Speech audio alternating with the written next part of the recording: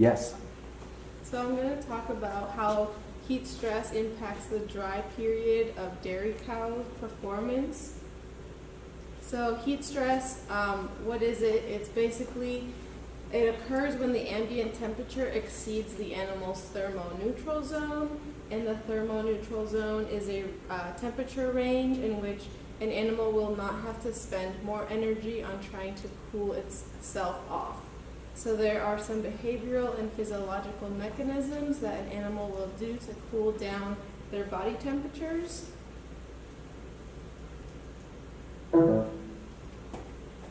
So heat stress can greatly impact production and therefore impacting the whole industry or just this individual company, depends on what you're talking about.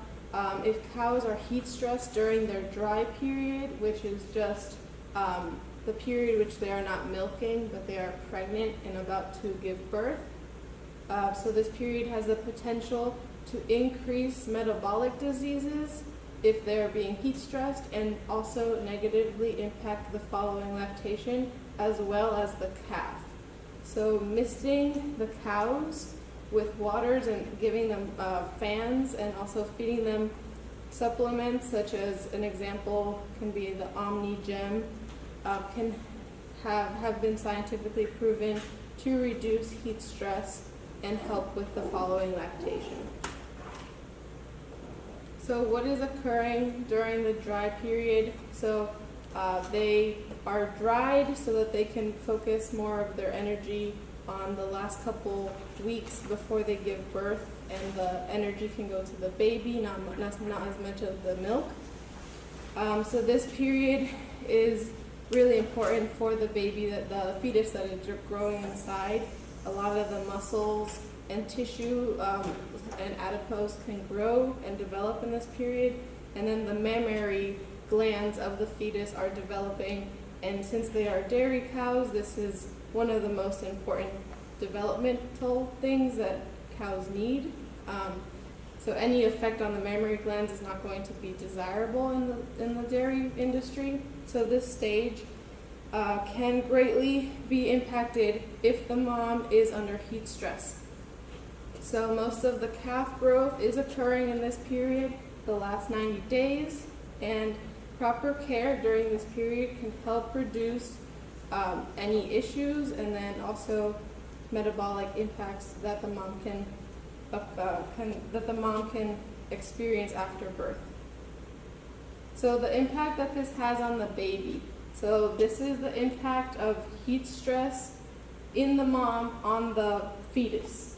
So once it's born, they will usually weigh less for up to a year than all the other calves that the mother did not experience heat stress.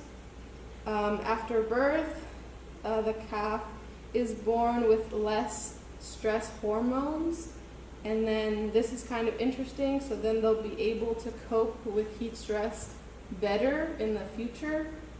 And then they have lower IgG absorption, so that they're they're able to get sick more easily, and so this increases the morbidity rate.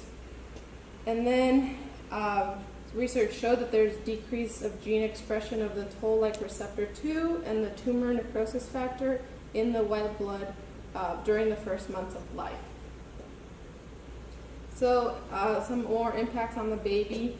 So they have an impaired cell-mediated immune function. The heifers that experience in utero heat stress on average will produce 5 kilograms less of milk per day through the first 35 weeks of their first lactation. And if this was going on for a year, it would be a total of 3,355 pounds less. And then late gestation, heat stress compromises placental development, which results in fetal hypoxia, malnutrition, and eventually fetal growth retardation. So impacts on mom who is experiencing heat stress. So cows that experience heat stress show impaired mammary growth before parturition. So there's lower mammary cell proliferation, which means she will give less milk.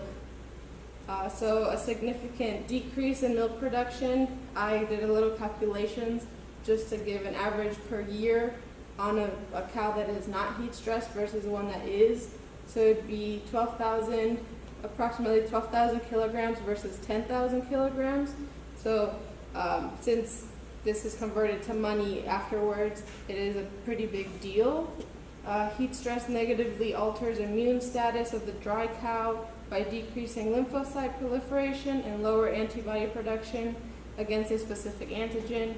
And then prepartum cooling really helps improve immune status of the transition cows, which just means the period in which she gives birth and is trying to get back on the milking status.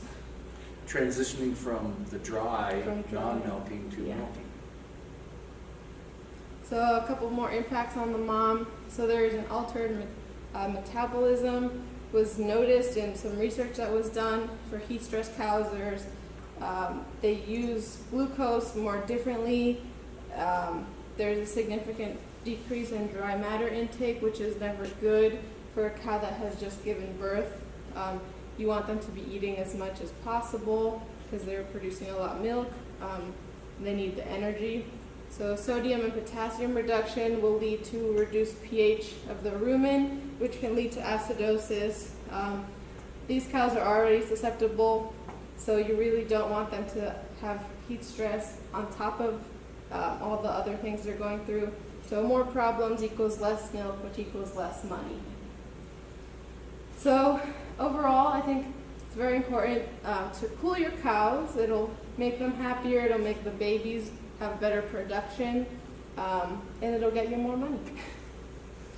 And that's the take-home message. Yeah.